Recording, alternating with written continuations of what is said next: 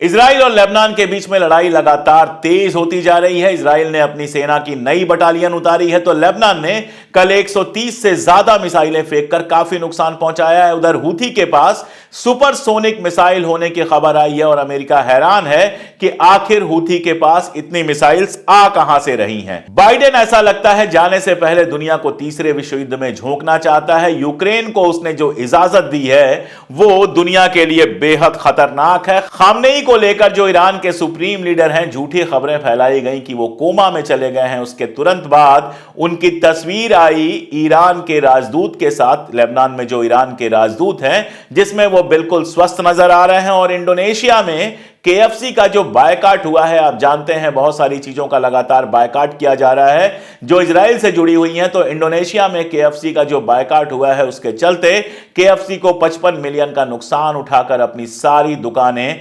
Indonesia में बंद करनी पड़ी हैं। ये और इससे जुड़ी और सारी खबरों को लेकर हाजिर हूं, देखते रहिए पूरा वीडियो।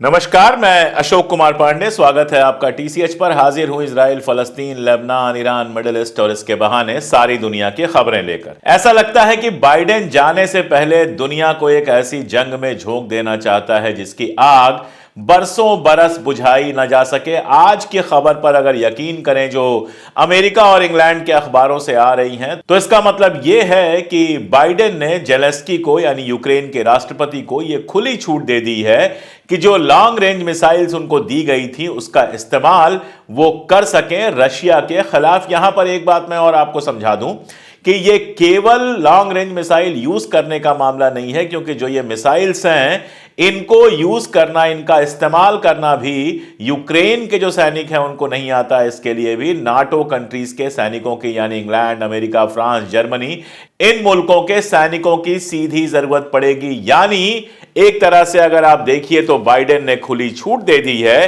कि नाटो कंट्रीज यूक्रेन की तरफ से रशिया पर हमला करे।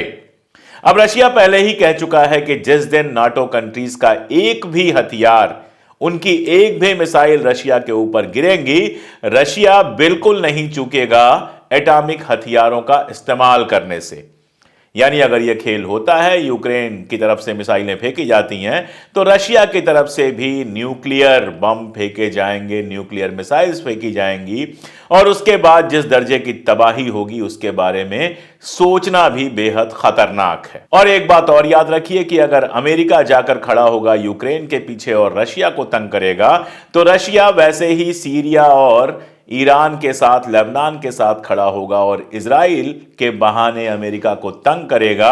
और जैसा मैं कई बार बता चुका हूं कि अगर यह सब होता है तो निश्चित रूप से मामला दुनिया की तीसरी बड़ी जंग की तरफ जाएगा जो सारी दुनिया के लिए खतरनाक होगी। तो बाइडेन जाते जाते ऐसा क्यों कर रहा है, अगर यह समझना हो तो एक ट्वीट देखिए। ये सोरोस के बेटे ने, जॉर्ज सोरोस के बेटे ने ये ट्वीट किया है जिसमें वो बेहद खुशी जाहिर कर रहा है। जाहिर है जब दुनिया तबाह होगी, हथियारों की डिमांड बढ़ेगी, तो सोरोस जैसे जो दलाल हैं जिनको हथियार बेचना है और पैसे कमाने हैं, उनकी पांचों उंगलियां घी में होंगी। उन्हें यह नहीं पता है कि दुनिया जब तबाह होगी तो पांचों उंगलियां तो घी में जाएंगी, लेकिन सिर खौलती हुई कड़ाही में जाएगा। सब बर्बाद होंगे तो वो भी बर्बाद होंगे। इधर लेबनान को लेकर लगातार खबरें आ रही हैं, खासतौर पे अमेरिका और इंग्लैंड के अखबारों से लगातार खबरें आ रही हैं कि हिजबुल्लाह सीज फायर के लिए तैयार हो रहा है और इजराइल भी सीज फायर के लिए तैयार है। ये खबरें आ रही हैं, लेकिन इन खबरों के पीछे आप देखेंगे तो कल इजराइल ने एक रेजिडेंशियल एरिया पर बम फेंका और मोहम्मद अफीफ जो हिजबुल्लाह के प्रेस चीफ थे, जो हिजबुल्लाह की तरफ से बयान वगैरह देते थे, जो हथियार लेकर लड़ाई नहीं लड़ रहे थे, बयान वगैरह देते थे। और आमतौर पर एक दूसरे के मीडिया चीफ्स के ऊपर कभी हमला नहीं किया जाता है और मीडिया चीफ्स की लोकेशन भी पता होती है, क्योंकि प्रेस कॉन्फ्रेंस करना होता है, सारा कुछ करना होता है। तो अपनी चिढ़ में, अपनी इस जिद में और अपने इस कुंठा में, अपने इस फ्रस्ट्रेशन में कि 50,000 से ज्यादा सैनिकों के बावजूद वो लेबनान के अंदर नहीं घुस पा रहा है, लगातार हिजबुल्लाह उसको रोके हुए है, कल इजराइल ने यह हरकत की है कि मोहम्मद हफीफ की हत्या कर दी है। अब उधर सीज फायर की बातें लगातार चल रही हैं। अमेरिका से भी खबरें आ रही हैं, इंग्लैंड से भी खबरें आ रही हैं, इजराइल के अखबार भी ये खबरें छाप रहे हैं कि हिजबुल्लाह धीरे धीरे सीज फायर के लिए तैयार हो रहा है। लेकिन इसी बीच में आप देखिए, गैलेंट का एक बयान आया है। गैलेंट के बारे में आप जानते हैं कि वो रक्षा मंत्री था। तो गैलेंट का बयान आया है कि ऐसा कोई भी सीज फायर सिर्फ और सिर्फ तभी होगा जब लेबनान ये इजाजत देगा कि पूरे लेबनान में कहीं भी आईडीएफ की सेना, आईडीएफ के जहाज जब चाहें तब जा सकते हैं। ये गुलामी के दस्तावेज पर सिग्नेचर करना होगा और लेबनान के बिके हुए पॉलिटिशियंस भले इसके लिए तैयार हो जाएं। मुझे नहीं लगता कि हिजबुल्लाह कभी इस शर्त पर किसी तरह का कोई सीज फायर करेगा। अगर सीज फायर होगा तो ईरान का जो कहना है कि 2006 में जो समझौता हुआ था कि लिटनी रिवर के इस पार रहे हिजबुल्लाह और उस पार रहे लेबनान की रेगुलर आर्मी, सिर्फ और सिर्फ उसी पर समझौता हो सकता है और किसी बात पर समझौता नहीं हो सकता है। तो हिजबुल्लाह ने भी अपनी लड़ाई जारी रखी है। वो फिलहाल इस झांसे में आता हुआ नजर नहीं आ रहा है। अगर कल की बात करें तो कल 130 से ज्यादा, 130 से ज्यादा मिसाइल्स फायर की हैं लेबनान की तरफ से, हिजबुल्लाह की तरफ से फायर हुई हैं ये, और इसमें अच्छा खासा नुकसान इजराइल का हुआ है। जो तस्वीरें आ रही हैं वो बता रही हैं।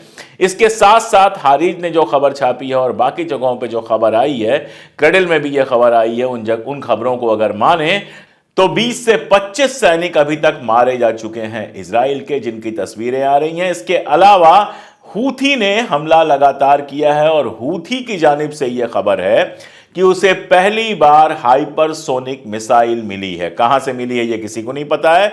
रशिया से मिली है, चाइना से मिली है, ईरान से मिली है, किसी को नहीं पता है। लेकिन हकीकत यह है कि अब हूथी के पास सुपरसोनिक मिसाइल है। परसों नरसों ही अमेरिका से यह बयान आया था कि हमें यह वाकई आश्चर्य हो रहा है कि हूथी के पास इतनी मिसाइलें कहां से हैं। उनको यह भरोसा करना मुश्किल हो रहा है कि हूथी के पास इतनी मिसाइलें कहां से हैं। लगातार अमेरिका और इंग्लैंड उस पर बम गिरा रहे हैं, लेकिन हूथी की पावर घटने के बजाय बढ़ते जा रही है। एक तरफ तो रेड सी में लगातार वो इजराइल की तरफ जाने वाले या इजराइल से निकलने वाले जहाजों को निशाना बना रहा है। अब तक 200-250 जहाजों को वो निशाना बना चुका है। दूसरी तरफ उसकी मिसाइलें सीधे तेल अवीव तक जाकर गिर रही हैं और उसको फिलहाल चाहकर भी अमेरिका रोक नहीं पा रहा है। इसीलिए शायद पेंटागन को इस बात पर आश्चर्य हो रहा है कि आखिर कहां से इतने हथियार आए हैं हूथी के पास। इराकी मिलिशिया का भी लगातार हमला जारी है। खबर है कि उसके ड्रोन एलियात तक पहुंचे हैं और नुकसान पहुंचाया है। वैसे एक न्यूज पीस मैं आपको दिखाता हूं, यह इजरायली अखबार का न्यूज पीस है। इस न्यूज पीस में लिखा गया है कि 3 सैनिकों की फैमिलीज को कहा गया है कि आपके जो लोग हैं उनकी मौत को कंफर्म किया जा रहा है और ये तस्वीरें छापी जा सकती हैं। बहुत सीधा मतलब है कि बहुत कम फैमिलीज को ये कंफर्म करते हैं, बहुत कम तस्वीरें ये मीडिया में आने देते हैं। जितने लोग इनके मारे जाते हैं हमेशा ये घटा कर बताते हैं। तो 26 की अगर संख्या बताई जा रही है तो एग्जैक्ट संख्या कितनी है उसका अंदाजा आप लगा सकते हैं। लेकिन इन सबके बीच में जो चिंता की बात है, जो दर्दनाक खबर है, वो खबर है गजा की। जब से लेबनान के साथ जंग शुरू हो गई, हिजबुल्लाह के साथ जंग शुरू हो गई, सारी दुनिया का जो ध्यान है वो हिजबुल्लाह की तरफ है। वहां पर ही मेन जंग चल रही है, बड़ी जंग चल रही है। तो सारे अखबारों में जो खबरें हैं वो लेबनान की छप रही हैं। लेकिन इसके बीच गजा में पूरा मौका मिल गया है इजराइल को अपनी मनमानी करने का। किस लेवल पर वो कर रहा है आप जरा सोच के देखिए। अब यह खबर आई थी कि इटली ने काफी सारा इमदाद भेजा है गजा के अंदर, और केवल इटली ही नहीं, दुनिया भर से वहां इमदाद जा रहा है। इमदाद लेकिन लोगों तक नहीं पहुंच रहा है। अमेरिका ने शर्त रखी थी कि अगर 1 महीने में जो सहायता पहुंच रही है, इमदाद पहुंच रही है, वो लोगों तक नहीं पहुंची तो हथियारों को भेजना हम बंद कर देंगे। 1 महीना बीत गया, कुछ सुधरा नहीं, कुछ दिखावे का काम कर लिया गया, फोटोग्राफ कुछ आ गई, लेकिन अमेरिका ने कहा कि हम हथियार भेजना बंद नहीं करेंगे। हथियार बिल्कुल भेजे जा रहे हैं, हस्बो मामूल लगातार हथियार वहां पर पहुंच रहे हैं। अब आप देखिए कि खेल क्या किया जा रहा है, इजराइल किस नीचता पर उतरा हुआ है। यह हारिज की खबर है, इजराइल के अखबार की खबर है जो मैं आपको दिखा रहा हूं। एक स्कूल था, उस स्कूल में लोग ठहरे हुए थे, वहां पर इमदाद के लिए कैंप लगाया गया, गाड़ियां पहुंची और यह कहा गया कि आइए आप लोग खाना खाइए, आइए आप लोग मदद लेकर जाइए। लोग निकले, लाइनों में लगे। जब वो लोग लाइनों में लगे थे उसी समय उस स्कूल को बम से उड़ा दिया गया। यानी लौट के जाने के लिए कोई जगह वहां पर नहीं बची। आप जानते हैं नार्दर्न गजा में किस भयानक स्तर की तबाही हुई है। हालत यह है कि जो वहां का इंटरनेशनल स्टेडियम था, उस स्टेडियम में पूरे कैंप लगे हुए हैं, उन कैंपों में लोग रह रहे हैं, स्कूलों में कैंप बने हैं, अस्पतालों में कैंप बने हैं, और इन कैंपों में भी उनको चैन से रहने नहीं दिया जा रहा है। लगातार कैंपों के ऊपर भी हमला किया जा रहा है और लोगों से उनका घर छीना जा रहा है, इमदाद रोकी जा रही है। ये सारा कुछ इसलिए है कि किसी भी तरह ये अपनी जगह छोड़ के चले जाएं, लेकिन इस बार ऐसा लगता है कि फलस्तीनियों ने ठान लिया है कि वो अपनी जगह नहीं छोड़ने वाले। ये वीडियो आप देखिएगा, छोटा सा बच्चा है, अपने रास्ते से आ रहा है, एक इजरायली सैनिक उसको परेशान करने की कोशिश कर रहा है और वो पलट के कह रहा है कि ये हमारी जमीन है, ये हमारा घर है, तुम यहां से जाओ, हम ये घर नहीं छोड़ने वाले हैं। ये दूसरा वीडियो आप देखेंगे, घर बनाने का वीडियो। जिस तरह से घर तोड़ दिए गए हैं, घर बनाने का सामान नहीं है, तो जो खंडहर पड़ा हुआ है, जो मिट्टी पड़ी हुई है, उसको यूज करके घर बना रहे हैं। घरों के सामान खत्म कर दिए गए हैं।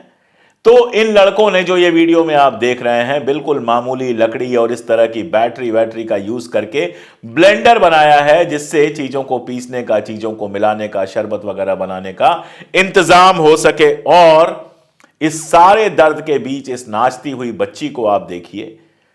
किसी अच्छे घर की बच्ची लग रही है, लेकिन जब घर जला दिया जाए, तोड़ दिया जाए, मां बाप को मार दिया जाए, तो बच्चों की हालत क्या हो जाती है। लेकिन इस हालत में भी ये बच्ची मुस्कुरा रही है, डांस कर रही है और बाकी बच्चे ताली बजा के इसका उत्साह बढ़ा रहे हैं। ये कंडीशन है। एक तरफ तबाही है तो दूसरी तरफ उस तबाही में भी ना झुकने का जज्बा है, और ये जज्बा हमास ने भी अपनी तरह से संभाल के रखा है। कल की बात है, वो वीडियो मैं आपको यहां नहीं दिखा सकता, मुझे ये बात बार बार कहनी पड़ती है। वो वीडियो अगर मैं आपको दिखाऊंगा तो चैनल भी बैन हो सकता है, वीडियो तो बैन हो ही जाएगा। कल वीडियो जो आया था उसमें बहुत साफ दिखा था कि हमास ने कैसे इजराइल के 2 सैनिकों को मारा है सीधी लड़ाई में। उनमें से जो एक सैनिक था, आइजनकोट का भतीजा था। आइजनकोट यानी आईडीएफ का एक्स चीफ। कुछ दिनों पहले इसका बेटा और एक और भतीजा मारा गया था इसी लड़ाई में। अब ये एक और भतीजा मारा गया है। इस भतीजे ने अपने भाई के साथ, चचेरे भाई के साथ टैटू बनवाया था उसको याद करने के लिए। अब ये भी वहीं पहुंच गया। आप सोच के देखिए, 22-22, 24-24 साल के ये नौजवान हैं, एक एक घर के 2-2, 3-3, 4-4 लोग मार दिए गए हैं और ये इजराइल के सैनिक मारे गए हैं। इनकी जानों को खतरे में कौन डाल रहा है? इनकी जानों को खतरे में डाल रहा है सिर्फ और सिर्फ बेंजामिन नेतन्याहू। हमास के बारे में बहुत सारी बातें होती हैं, लेकिन बहुत कम लोगों को यह पता है कि हमास को अगर किसी ने बढ़ावा दिया है तो बेंजामिन नेतन्याहू ने। ऐसा नहीं कि सीधे जाके पैसे पहुंचाया है या उसके साथ कोई समझौता किया है। दरअसल वहां पे जो फतह का मूवमेंट था, वहां पर जो दूसरा मूवमेंट था, उस मूवमेंट को दबाने के लिए बेंजामिन नेतन्याहू ने अपने पूरे कैरियर में यही कोशिश की है कि हमास को महत्व दिया जाए, पैसे हमास को पहुंचे। यह भी कहा जाता है कि कतरी सोर्सेस से हमास को पैसे पहुंचाने में खुद मदद की है बेंजामिन नेतन्याहू ने। क्यों?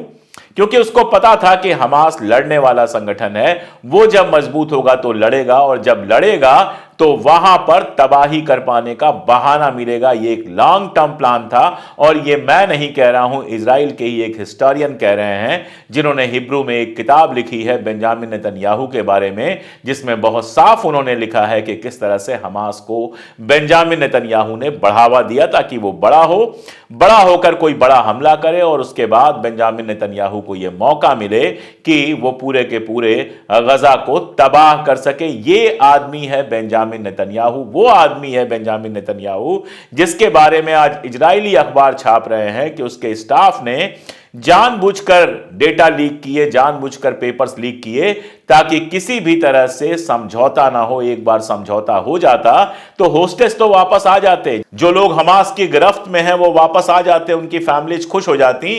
लेकिन तबाही जारी रख के सत्ता में बने रहने का जो ख्वाब है नेतन्याहू का, वो टूट जाता। इसलिए उसके स्टाफ ने सीधे सीधे लीक करवाए वो पेपर, जिससे होस्टेज डीलिंग का सारा जो चल रहा था प्रोसेस, उसको रोका जा सके। और अब इजराइल के अखबार सवाल पूछ रहे हैं कि केवल स्टाफ ने यह काम किया था या नेतन्याहू भी उसमें शामिल था। नेतन्याहू के साथ कैसे लोग हैं?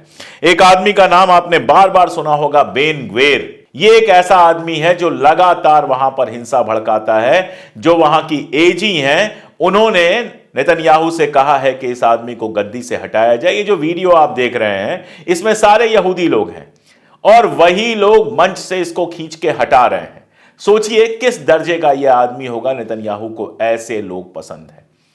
नेतन्याहू ने अपने आसपास सिर्फ ऐसे ही लोगों को बिठाया है जो दिन रात सिर्फ नफरत की बात करते हैं और गजा में जो तबाही और बर्बादी हो रही है उसको सेलिब्रेट करते हैं। एक और खबर यह आ रही है कि कतर से, हालांकि कतर ने मना किया था कि हमास को हमने बाहर जाने के लिए नहीं कहा है, हमास ने भी कहा था कि कतर से हमको बाहर जाने के लिए नहीं कहा गया है, लेकिन खबर यह आ रही है कि कतर से निकलकर हमास की जो लीडरशिप है अब वो टर्की में आ गई है, एर्दोगन के यहां आ गई है।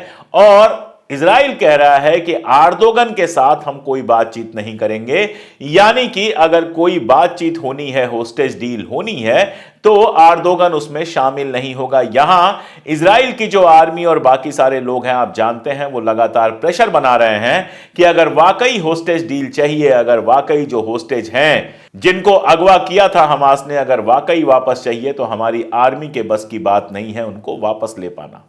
इतने सब के बाद भी अगर हमास लड़ रहा है, खत्म नहीं हुआ है, इसका सीधा मतलब है कि लंबी लड़ाई में हमें कुछ हासिल नहीं होने वाला है। एक ही तरीका है कि सीज फायर डील की जाए, होस्टेज डील की जाए। लेकिन जहां नेतन्याहू लेबनान के साथ डील करने के लिए बहुत इच्छुक नजर आ रहा है, क्योंकि लेबनान से लड़ाई बड़ी मुश्किल पड़ रही है, लगातार लोग मारे जा रहे हैं, हाइफा की हालत बुरी है, मैंने आपको बताया था। और उसके बाद और तस्वीरें आई कि किस तरह से हाइफा में बर्बादी हुई है हिजबुल्लाह के हमले के बाद। तो वो किसी भी तरह लेबनान के साथ तो वो सीज फायर चाह रहा है। हालांकि मैंने पहले भी कहा है, मैं फिर भी कहूंगा कि यह एक चाल हो सकती है लेबनान को फंसाने की, हिजबुल्लाह को फंसाने की। इसके लिए उनको सावधान रहने की जरूरत है। लेकिन गजा के ऊपर किसी तरह की डील की बात अभी वो नहीं कर रहा है। मीटिंग्स कर रहा है, मीटिंग में शामिल हो रहा है, लेकिन इंटरनेशनल लेवल पे गजा की डील की बात लगभग बंद हो गई है। पूरी दुनिया का यह फर्ज बनता था कि गजा में जितनी जल्दी शांति हो सके स्थापित करे, लेकिन फिलहाल हर तरफ से खामोशी जब नजर आ रही है, उस समय अगर वेटिकन सिटी से पोप, जो ईसाइयों के धर्मगुरु हैं, उनका बयान आता है कि गजा में जांच होनी चाहिए कि जेनोसाइड हुआ है कि नहीं हुआ है, यानी इशारे से वो कहते हैं कि इजराइल पर उनको भरोसा नहीं है, वहां जेनोसाइड हुआ है।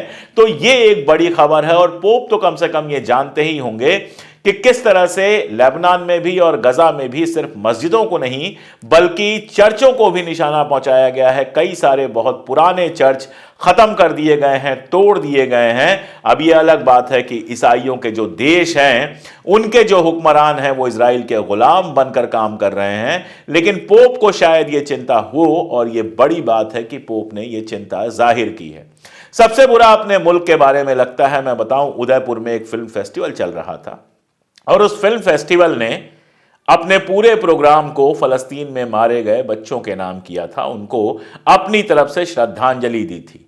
वहां आरएसएस और बाकी जो गुंडे हैं वो पहुंच गए और उन्होंने उस प्रोग्राम को नहीं होने दिया। मतलब जो फलस्तीन में बच्चे मारे गए हैं, उन बच्चों को श्रद्धांजलि देने से भी इन लोगों को दिक्कत है। ये पता नहीं क्या चाहते हैं। ये शायद चाहते हैं कि जो बचे कुचे बच्चे हैं उनको भी मार दिया जाए। इनके चाहने से तो कुछ नहीं होगा। लेकिन नफरत के जिस जलजले में फंसा हुआ है इजराइल, ऐसा लगता है कि उसी जलजले में हमारे देश को भी ये ढकेलना चाहते हैं। हमारे यहां भी नफरतें उतनी ही बढ़ाना चाहते हैं। एक छोटा सा किस्सा सुनाऊं मैं इजराइल और फलस्तीन से अलग।